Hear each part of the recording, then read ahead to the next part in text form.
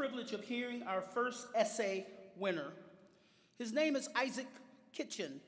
He's 17 years old, he's a senior in high school, he's homeschooled, and he's one of our very own. Let's welcome him as he presents his Truth in Life essay. Again, Isaac Kitchen. Come on, everybody.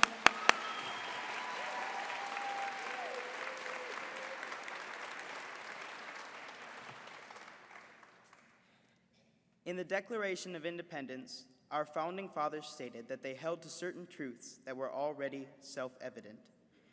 They stated that certain rights, such as life, liberty, and the pursuit of happiness, were rights given to us by the Creator, therefore cannot be taken away by any human or government. Have we taken it upon ourselves to define and grant these rights as we please? What is life? Is it simply a word to define the time we walk on the earth, or could it be something deeper? The biblical account of creation explains how mankind was first formed, mostly found in the first 2 chapters of Genesis.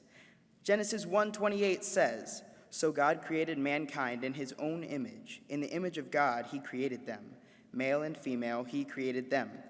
From the very beginning we were crafted in the very image of God." Therefore, life is a very perfect handiwork of God himself. The ancient Greek philosopher Aristotle defined life as what it is, as what lies between conception and death. He believed that the soul was born at conception and ended in death. The fact is, life was designed by God to start at conception and end in death, but the soul was designed to live on. Even in an ancient scholar's opinion, life began before birth.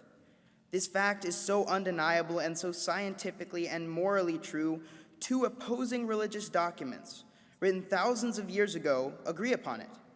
Even so, statistics tell us that over 3,000 unborn lives are aborted every single day around the world. That's 3,000 lives that had already begun that will never get to experience liberty because they could not speak. If life is defined as an undeniable right, is it in our government's power to grant us permission to take away the right to live from babies who haven't even had the chance to live yet? The Webster's 1828 dictionary defines liberty as freedom from restraint in a general sense and applicable to the body or to the will or mind. Webster's also goes farther and defines the difference between natural liberty, to be free of restraint, and civil liberty, to use your freedom as long as you do not restrict the rights of others or break the laws that your government has put in place, unless those laws are unjust.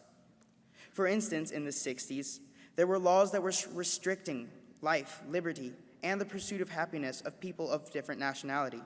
So America rose up against the laws using civil liberty to once again be free of restraint. Now we face yet another battle of civil liberty. The fight is for civil rights for unborn children that die every single day without having the chance to pursue their happiness. The laws that were in place in the past and the laws that are in place now have something in common, and it isn't a good thing. The civil battles of the 1960s were for the rights of the African American citizens to live and pursue happiness, was all about being able to live free, a civil right. The civil battle for the rights of unborn children is also all about being free to live, which is most definitely a civil and a natural right. There are people alive today that will tell you the Declaration of Independence is rendered irrelevant because of its age, but our right to live freely has been with us since the beginning of time. Our founding fathers did not create these truths, they just held them to be self-evident, obvious. Life and liberty are not only founding moral ideas to our nation, but basic moral absolutes to our existence as a human race.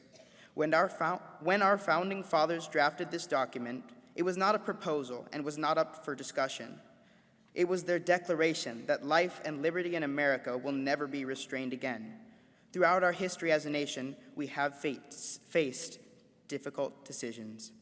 Yet through it all, we have faced them based upon the foundational principles that our founding fathers had laid out as basic and unchangeable truths. Today, the hard question we must answer, using the truths laid out in our foundational documents. This hard question is whether or not we will give the freedom to live or to die to these unborn children who are killed every day. There are many great men and women fighting for this cause. Among them is Dr. Alveda King.